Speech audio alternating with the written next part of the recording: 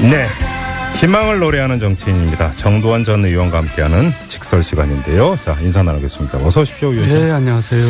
자, 19대 대통령 선거가 끝났습니다. 네. 자, 근데 끝나자마자 문재인 대통령은 오늘 하루 정말 바빴는데요. 네. 이전부터 좀 여쭤볼게요. 이제 주요 몇몇 직책에 대한 인사 발표가 있었습니다. 네. 총리, 청와대 비서실장, 국정원장, 경호실장. 네. 인사가 있었는데요. 총평부터 부탁드립니다. 어떻게 보세요? 글쎄요. 제 시각으로는 무난한 인사였다고 보여지고요. 문재인 대통령 자체가 굉장히 좀 유한 이미지잖아요. 네. 그래서 좀 그중에는 좀 강단 있는 사람이 한 사람 정도라도 있었으면 하는 아쉬움은 있습니다. 강단이 있다라는 건 어떤 뜻입니까? 그러니까 좀 밀어붙이고. 예. 네. 이제 그 사람 존재 자체로 이제 뭔가 일이 정리되는 그런 사람들 있잖아요. 일종의 이제 해결사라면 너무 과한 비유가 될까요? 아무튼. 카리스마라고 보통 얘기하죠. 네네네. 우리가 보통 이제 투톱 보면 총리와 청와대 비서실장 투톱 이런 식으로 많이 표현을 하잖아요. 국정원장까지 쓰리톱이죠. 예, 쓰리톱. 네. 자, 이 포지는 어떤 의도가 담겼다고 읽어야 될까요? 그러니까 야당이 돼버렸네요, 이제. 네. 야당과의 원만한 국정 운영을 하겠다는 그런 의미도 내포되어 있다고 봅니다. 총리 내정자 자체가 워낙 원만한 분이고요. 이낙연 지명자. 또 비서실장도 굉장히 원만한 분입니다. 임종석 전 의원 말씀하시는 거죠? 이제 새로 국정원장 내정자도 굉장히 합리적인 분이고 하니까 저는 그런 것도 감안했다고 생각하는데요. 그러면 이 쓰리톱이 이제 어차피 이제 총리 지명자 같은 이제 국회 인준 과정을 또 거쳐야 되고요. 네. 이렇게 본다면 이제 이제는 야당이 된 이제 자유한국당이라든지 이런 데고 이제 그렇게 척을 지지 않은 야당과도 관계가 아주 원만한 사람 이렇게 보면 되는 겁니까? 네, 아주 적격이죠. 아, 그렇습니까? 네. 그럼 인준에 그렇게 어려움은 없겠네요. 어려움이 없다고 봅니다. 그것도 굉장히 의식을 했겠죠. 그래요? 네. 근데 야당이 이 인물에 대한 평가와는 별개로 전략적 차원 때문에 오히려 인준에 비협조적으로 나올 가능성은 어떻게 보세요? 비협조적으로 나올 수가 없죠. 그래요? 왜냐하면 이번에는 인수위도 없는 이제 새 정부인데 정부 처음부터 이제 소위 딴지를 걸기 시작하면은 오히려 역풍이 불어서 그렇게 못할 겁니다. 예. 그러면 보통 이제 인준 절차 지명 후에 보통 한 달 걸리는 게 지금 역대 기록 보면은 그나마 짧은 기간. 김대중 정부 때 김종필 총리 같은 경우는 거의 반년이 걸렸어요. 네, 그렇습니다. 이런 일은 없겠죠. 설마 빨리 이제 해야 되는 거는 당연한 얘기고요. 예. 야당에서도 그렇게 하도록 노력할 겁니다. 제가 생각할 때는. 그래요. 앞서서 저희가 이제 1, 2부에서 인터뷰했던 박영선 의원이나 송영길 의원에도 동일한 질문을 드렸었는데 이제 조각을 이제 내각을 구성을 해야 되는데 헌법에 따르면 이제 총리가 재청권을 행사를 해야 되는 거 아닙니까? 예. 그래서 이게 지금 이게 인준 과정 이런 것 때문에 새 총리가 못하고 황교안 총리한테 이제 부탁하는 거 아니냐 이런 전망이 있었는데 의원님은 어떻게 보세요? 그렇게 안 할 것 같은데요. 그렇죠. 예. 새 정부 지금까지 그렇게 했죠. 네. 이명박 정부 때도 그렇고. 네. 그런데 지금 새 정부는 그렇게 안 할 것처럼 보이고요. 예. 시간이 걸리더라도 새 총리를 뽑아서 절차를 밟고 왜냐하면 이제 원칙을 굉장히 강조했잖아요. 그렇죠. 그 원칙대로 가야지 맞는 거죠. 예. 자, 의원님 같은 경우는 정권 창출 나아가서 어떤 정권 출범에도 또 이제 깊이 관여를 하시던 분이기도 하고 또 경험을 갖고 계시니까 이 정권을 출범하는 데 있어서 가장 경계하고 조심해야 될 게 뭐라고 보세요? 역시 인사 아니겠어요? 인사? 국민들은 이 인사를 보고 평가를 하고요. 또 그게 가장 중요하기도 합니다. 그래서 인사가 만사라는 얘기도 있고요. 그렇죠. 그러니까 이제 MB 정부 때나 박근혜 정부 때나 초기 인사에서 무너져 버린 거죠. 하긴 박근혜 정부도 초기 이제 조각단계에서 몇몇 인사가 여러 가지 문제가 나와서든 낙마를 하고 이런 경우가 있었잖아요. 지지율도 그러면서 좀 빠지고 이랬던 일이 있었는데 역시 인사가 가장 중요하다. 그렇습니다. 근데 아무튼 문재인 대통령이 행한 첫 번째 인사는 상당히 뭔가 무난한 편이다. 네. 이렇게 이제 후한 평가를 해 주셨네요. 예, 저는 그렇게 봅니다. 그리고 이제 국회에서 인준 과정도 그렇게 어렵지 않게 진행이 될 것 같다라고 이렇게 전망을 해 주셨으니까. 아무튼 이제 공이 정치권으로 넘어갔으니까요. 어떻게 정치권에서 나오는지 좀 보도록 하고요. 대선 결과 이야기를 좀 해야 될 것 같은데 이전부터 여쭤보겠습니다. 자유한국당인데요. 홍준표 후보가 어제 자평하신 거 보셨죠? 한국당 복원에 의미를 두겠다 이렇게 얘기했는데요. 한국당 복원이 되는 겁니까? 복원은 됐는데 네. 도로 침박당으로 복원이 됐죠. 그래서 이제 퇴행해버린 건데. 퇴행? 예. 그러니까 이제 무너지려면 철저히 무너져서 이제 새로 일어서야 되는데 네. 어정쩡하게 이제 만들어 놓으면 이게 장기적으로 이제 지리멸렬이 계속 연명하는 겁니다. 그래요. 그러니까 아주 가장 나쁜 케이스죠. 차라리 질려면 참패를 하든지 뭐 이기든지 해야지 이렇게. 어정쩡하다 오히려? 예. 그건 정말 그리고 그 도로 침박당으로 됐다는 평가는 그게 지방선거에서도 결코 이 국민들이 그걸 그냥 좌시하지는 않을 거라고 봅니다. 자, 지금 의원님께서는 도로 침박당이 됐다고 평가를 하셨는데 그 이야기는 그러면 대선 후에 당권을 홍준표 이제 전 후보죠. 전 후보가 접수하는 일은 없을 것이다. 이런 판단까지 겸하는 내용입니까? 홍준표 후보가 접수하더라도 네. 하더라도 본인이 말로는 뭐 당권 도전을 안 하겠다고 했는데 네. 뭐 그건 뭐 꼭 그대로 뭐 믿을 수는 없고요. 하더라도 지금 친박들이 지금 정말 정치권에서 퇴출돼야 마땅한 이제 그런 잘못을 저질렀죠. 예. 그런데 그걸 다시 복권을 시킨다는 것이 징계도 약하게 때렸는데 퇴출이 아니라 네. 그걸 다시 복권까지 시켜놓고 예. 이런 그런 이미지를 가지고 어떻게 새로운 정치를 할 수가 있겠어요? 그래요? 그러니까 당권을 누가 잡느냐 불문하고 친박을 정리하지 못했던 것은 두고두고 그것은 이제 발목 잡힐 일입니다. 그래요. 네. 그러면 저 그 정치인 홍준표의 정치적인 그 미래는 어떻게 평가를 하십니까? 24% 득표를 기록을 했고 영남권에서 상당히 선전한 것으로 상대적으로 선전한 것으로 나왔는데 그 정책 기반을 확충을 했다고 평가를 하십니까? 어떻게 보세요? 뭐 본인 인생에서 베스트가 된 거죠. 아, 그래요? 예. 그리고 또 아직 저기 재판이 남아 있잖아요. 아, 대법원 남아 있죠. 예. 재판이 어떻게 될지도 모르는 상황이고. 예.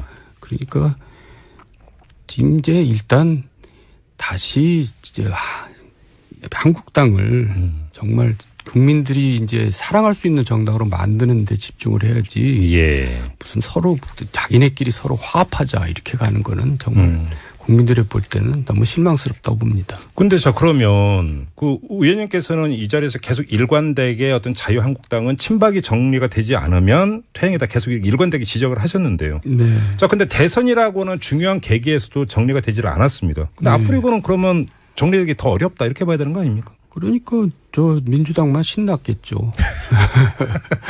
그러니까 이제 다음 보세요? 예. 지방선거도 어렵고 네. 그다음 총선도 어렵고 계속 그다음 대선도 어렵고 그렇게 되는 거 아니겠어요? 아, 그렇게 보시는 거고요. 지금부터라도 이제 완전히 집을 부수고 새로 짓는다는 각오로 시작돼야지 마땅하죠. 그 말씀을 하시면 이분 이야기도 함께 해야 되는데 유승민 후보의 어떤 그 정치적 성취라고 할까 이번 대선을 통해서 그건 어떻게 평가를 하세요? 개인적으로 성취를 했죠.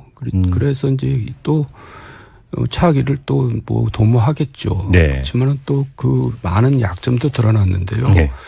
이제 우리가 흔히 재승박덕이라 그러잖아요. 예. 그러니까 이제 새를 만들지 못하는 그런 한계를 보여줬는데 그 부분을 극복할 수 있을지 저는 잘 모르겠습니다. 그러니까 그 정치를 혼자 하는 건 아니니까 같이 하는 어떤 세력이 있어야 되는데. 예, 이번에도 보면은 같은 당에서 탈당을 해버렸잖아요. 네.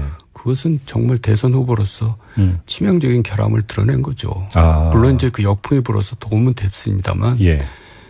그게 이제. 근데 바로 그 역풍. 어떤 유권자 국민들의 그 역풍이 오히려 그 유승민 후보에게 더 힘을 실어줄 수도 있다. 이렇게도 얘기할 수 있지 않을까요? 힘을 실어줘 봤자 그걸 대통령을 만드는 힘은 아니고. 그냥 잠시 동정론이 일었다. 그 정도죠. 잠시? 그걸로 어떻게 큰 일을 도모합니까? 근데 자, 이거저거 떠나서 아무튼 그 탈당을 했습니다. 그 사람들은 이제 그렇게 정리가 됐다고 하고 추가 탈당이 이제 없을 거라고 보세요? 추가 탈당은 끝난 것 같고요. 왜냐하면 저한테도 이제 새 대표로 영입할 사람을 좀 추천해달라는 부탁이 왔더라고요. 아, 그래요? 그러니까 이제 활로를 모색을 하는데 답이 안 나오는 모양이에요. 이제 바른정당의 어떤 그 존속 쭉 이대로 간다. 이게 이제 지금 20석이잖아요. 그렇죠. 딱 20석이죠. 딱 교섭단체 요건에 딱 이제 걸려 있는데 한 명이라도 이탈하지 않도록 하여간 뭐 내부에서는 별 방법을 다 강구하겠죠. 그 말씀을 하시니까 지금 이제 그 탈당해서 자유한국당에 복당 신청한 의원들이 있지 않습니까? 네. 근데 또 정우택 원내대표 이야기를 보면은 이게 뭐 비대위나 이런 데 의결 과정에서 이야기가 또 다르게 나올 수도 있을 가능성이 또 그러니까 그 점쳐지던데 이건 어떻게 전망을 하세요? 글쎄 정치적으로는 이미 복당이 된 거죠. 논란의 소진이 있지만. 네. 혹시 이분들이 다시 바른정당으로 턴할 가능성 이건 말 그대로 추리 소설 수준입니까? 그러면 그 사람들은 정말 이제 이 미래가 없는 거죠. 그런 건가요? 네. 아무튼 바른정당은 그러면 이대로 그냥 쭉 일단 이렇게 그 중간 정리가 됐다고 보면 되겠네요. 뭐 당 대표까지 청구해달라고 부탁이 들어왔다면? 네, 그러니까 지금 바른정당은 이제 어떻게 보면 최악의 경우에는 공중분해가 될 수도 있고요. 네. 또 이제 여기서 일부 네. 국민당과의 또 통합도 모색할 수도 있고 이제 여러 가지 경우의 수가 있죠. 하지만 지금 네. 이 상태로는 정치권에서 별 큰 역할을 못할 것 같은데요. 그러나 이거란 여쭤보네. 그래서 새 대표 추천하셨습니까? 글쎄요. 지금 누가 가겠어요. 이 마당에. 네. 처음부터 그렇게 했었어야죠. 그래요? 네.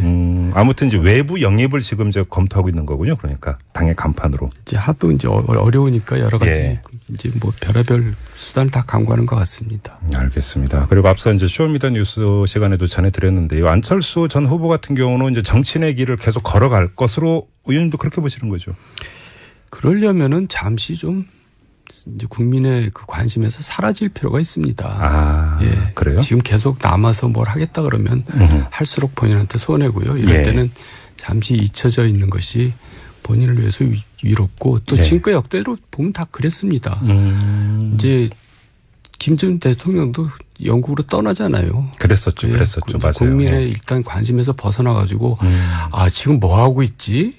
그 사람 어디 있어? 라는 얘기가 이제 나올 때 돌아오는 것이 이제 중요한 정치 이벤트가 있을 때, 그래서 총선이라 이럴 때 이제 짠 하고 다시 나타난다. 근데 국민의 목소리가 그 사람을 찾는 듯한 그런 분위기가 조성될 때 나타나야지. 네. 지금 계속 여기서 정치권에서 얼씬거리다가는 오히려 더 계속 마이너스입니다.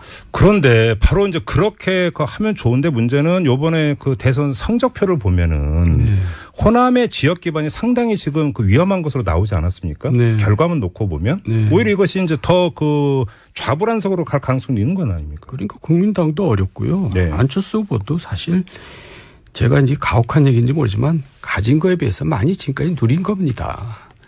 그리고 국민의당도 지금 이제 일부가 이탈할 가능성이 상당히 높고요.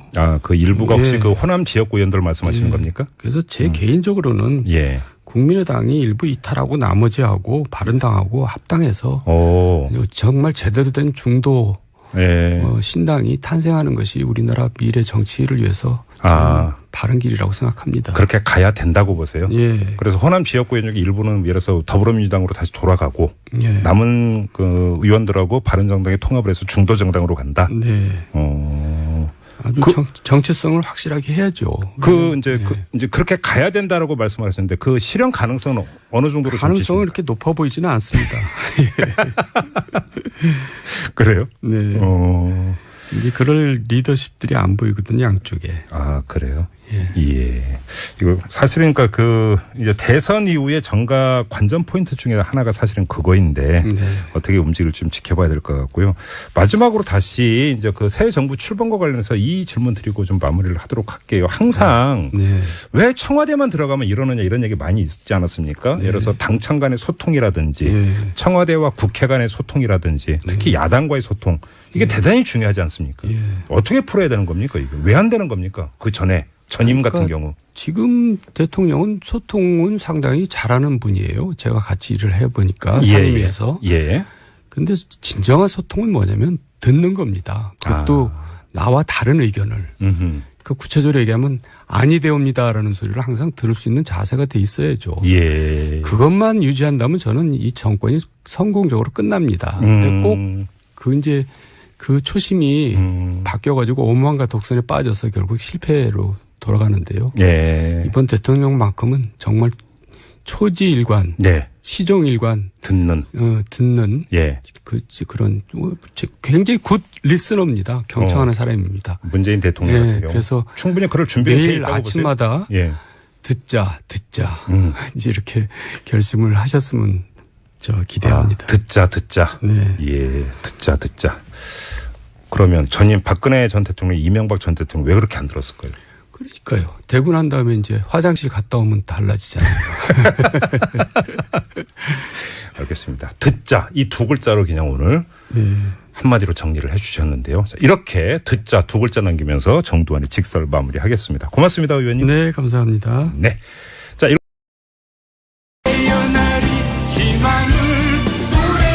네.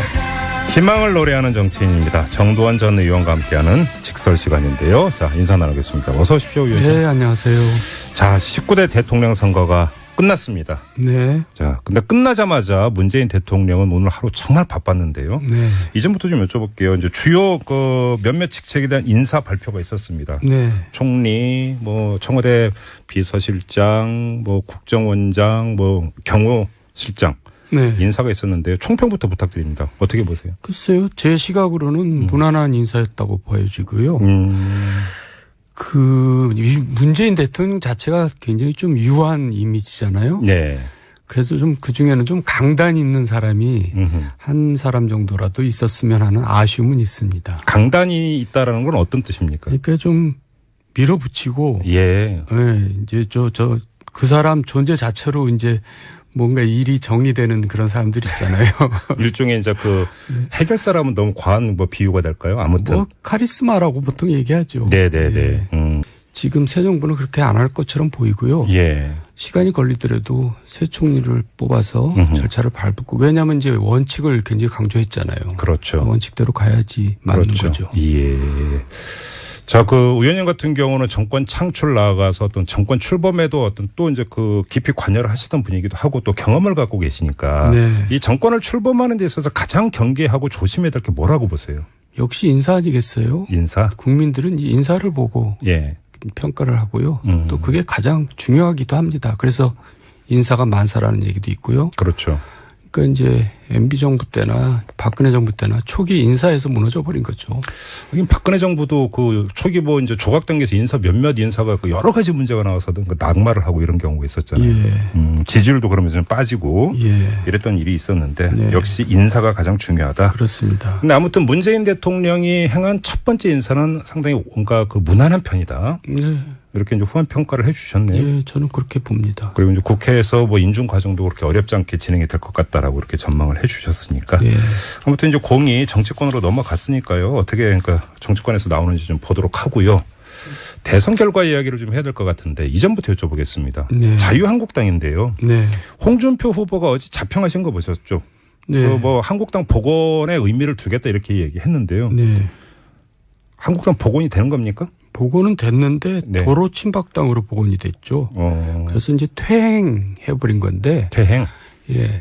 그러니까 이제 무너지려면 철저히 무너져서 이제 새로 일어서야 되는데 어정쩡하게 이제 만들어 놓으면 이게 장기적으로 이제 지리멸렬이 계속 연명하는 겁니다. 그래요. 그러니까 아주 가장 나쁜 케이스죠. 차라리 지려면 참패를 하든지 이기든지 해야지 이렇게. 어정쩡하다 오히려? 예. 그건 정말 그리고 도로 침박당으로 됐다는 평가는 그게 지방선거에서도 결코 이 국민들이 그걸 그냥 좌시하지는 않을 거라고 봅니다. 자, 지금 의원님께서는 도로 침박당이 됐다고 평가를 하셨는데 그 이야기는 그러면 대선 후에 당권을 홍준표 전 후보죠. 전 후보가 접수하니까 비협조적으로 나올 가능성은 어떻게 보세요? 비협조적으로 나올 수가 없죠. 그래요? 왜냐하면 이번에는 인수위도 없는 이제 새 정부인데 정부 처음부터 이제 소위 딴지를 걸기 시작하면은 오히려 역풍이 불어서 그렇게 못할 겁니다. 예. 그러면 보통 이제 인준 절차 지명 후에 보통 한 달 걸리는 게 지금 역대 기록 보면은 그나마 짧은 기간. 김대중 정부 때 김종필 총리 같은 경우는 거의 반년이 걸렸어요. 네, 그렇습니다. 이런 일은 없겠죠. 설마 빨리 이제 해야 되는 거는 당연한 얘기고요. 예. 야당에서도 그렇게 하도록 노력할 겁니다. 제가 생각할 때는. 그래요. 앞서서 저희가 이제 1, 2부에서 인터뷰했던 박영선 의원이나 송영길 의원에도 동일한 질문을 드렸었는데 이제 조각을 내각을 구성을 해야 되는데 헌법에 따르면 이제 총리가 재청권을 행사를 해야 되는 거 아닙니까? 예. 그래서 이게 지금 이게 인준 과정 이런 것 때문에 새 총리가 못하고 황교안 총리한테 이제 부탁하는 거 아니냐 이런 전망이 있었는데 의원님은 어떻게 보세요? 그렇게 안 할 것 같은데요. 그렇죠. 예. 새 정부 지금까지 그렇게 했죠. 네. 이명박 정부 때도 그렇고. 네. 그런데 우리가 보통 이제 투톱 하면 총리와 청와대 비서실장 투톱 이런 식으로 많이 표현을 하잖아요. 국정원장까지 쓰리톱이죠. 예, 쓰리톱. 예. 자, 이 그 포진은 어떤 의도가 담겼다고 읽어야 될까요? 그러니까 야당이 돼버렸네요, 이제. 네. 야당과의 원만한 국정 운영을 하겠다는 그런 의미도 내포되어 있다고 봅니다. 총리 내정자 자체가 워낙 원만한 분이고요. 이낙연 지명자. 또 비서실장도 굉장히 원만한 분입니다. 임종석 전 의원 말씀하시는 거죠? 이제 새로 국정원장 내정자도 굉장히 합리적인 분이고 하니까 저는 그런 것도 감안했다고 생각하는데요. 그러면 이 쓰리톱이 이제 어차피 이제 총리 지명자 같은 이제 국회 인준 과정을 또 거쳐야 되고요. 네. 이렇게 본다면 이제는 야당이 된 이제 자유한국당이라든지 이런 데고 이제 그렇게 척을 지지 않은 야당과도 관계가 아주 원만한 사람 이렇게 보면 되는 겁니까? 네, 아주 적격이죠. 아, 그렇습니까? 네. 그럼 인준에 그렇게 어려움은 없겠네요. 어려움이 없다고 봅니다. 그것도 굉장히 의식을 했겠죠. 그래요? 네. 근데 야당이 이 인물에 대한 평가와는 별개로 전략적 차원 때문에 오히려 인준에